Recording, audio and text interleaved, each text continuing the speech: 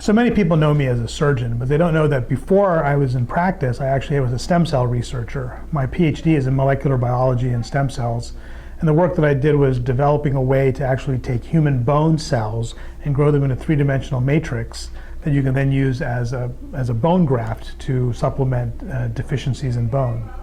So I have a little bit of interest and a little bit of knowledge about stem cells. Now, the work that I'm describing that I did is about 20 years old, and it's been that long to get to market, meaning getting to patients the ability to use stem cells. When we talk about stem cells, there's all kinds of different types, and not surprisingly, there's a lot of misconceptions about what a stem cell is. The first stem cell that was described and isolated was an embryonic stem cell. That means that it was actually from an embryo, a cell that has the potential to do a lot of different things and become a lot of different tissue types in the body. Not surprisingly, there was a lot of controversy over use of embryonic stem cells because people were concerned that fetuses were going to be aborted to be able to get those cells.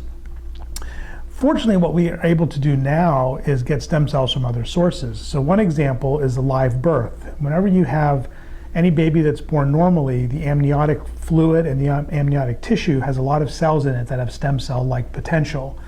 But these are all live births, and these are all tissues that would normally be thrown away, but now we're able to isolate them out and get stem cells from there.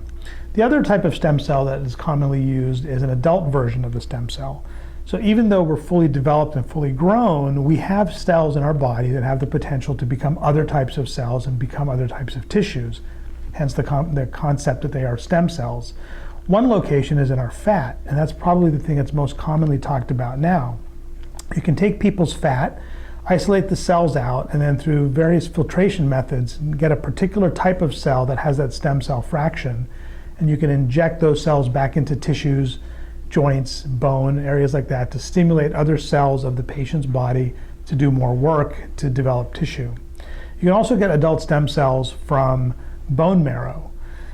Now, from the bone marrow, you have to isolate out the blood elements, get rid of the blood cells, and then you're left over with stem cells. The problem with the bone marrow stem cells is you can't get as many cells.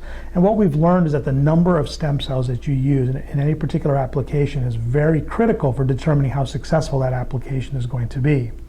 What we like to do here at Orthopedics is we prefer to use the amnion-derived fraction because it's readily available, it's less expensive, and it's very predictable how many cells you're going to get in that fraction.